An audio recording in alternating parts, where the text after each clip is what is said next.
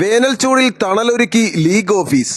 NDA പരീക്ഷാർത്ഥികൾക്കും രക്ഷിതാക്കൾക്കും കരുതലായി കളമശ്ശേരിയിലെ league പ്രവർത്തകർ.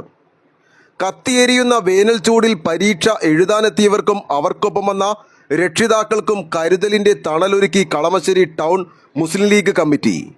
Kalamassery government പോളിടെക്നിക്കിൽ നടന്ന നാഷണൽ ഡിഫൻസ് അക്കാദമി പരീക്ഷയ്ക്ക് എത്തിയവർക്കാണ് ടൗൺ മുസ്ലിം ലീഗ് ഓഫീസ് വിശ്രമ കേന്ദ്രമായി മാറിയത്.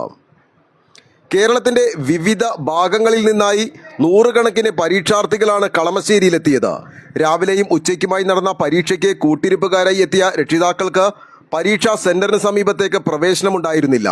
കഠിനമായ ചൂടിൽ റോഡരികിൽ നിൽക്കാൻ വിധിക്കപ്പെട്ട ഇവരുടെ ദുരിതം ശ്രദ്ധയിൽപ്പെട്ട കളമശ്ശേരി നഗരസഭാ കൗൺസിലർ KE മാഹിൻ വിവരം ടൗൺ മുസ്ലിം ലീഗ് പ്രസിഡന്റ് PM ലത്തീഫിനെ അറിയിച്ചു.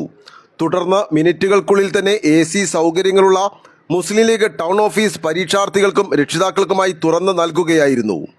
റോഡരികിലെ ചൂടിൽ നിന്നും AC ഹാളിന്റെ തണുപ്പിലേക്ക് മാറാൻ കഴിഞ്ഞത് ദൂരദേശങ്ങളിൽ നിന്നെത്തിയവർക്ക് വലിയ ആശ്വാസമായി. കൗൺസിലർ KE മാഹിന്റെ നേതൃത്വത്തിൽ വിശ്രമിക്കാനുള്ള സൗകര്യങ്ങൾ ഒരുക്കിയപ്പോഴേക്കും യൂത്ത് ലീഗ് നേതാക്കളായ ഷഫീഖ് മൂലേപ്പാടം, സുബൈർ ഖാനിരത്തിങ്കൽ, KA വാരിസ്, മാഹിൻ അബൂബക്കർ എന്നിവർ ഇവർക്കാവശ്യമായ കുടിവെള്ളവുമായി എത്തി.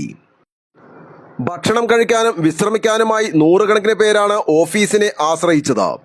ഒട്ടും പ്രതീക്ഷിക്കാതെ ലഭിച്ച ഈ വലിയ കരുതലിൽ വിദ്യാർത്ഥികളും രക്ഷിതാക്കളും വലിയ സന്തോഷം പ്രകടിപ്പിച്ചു.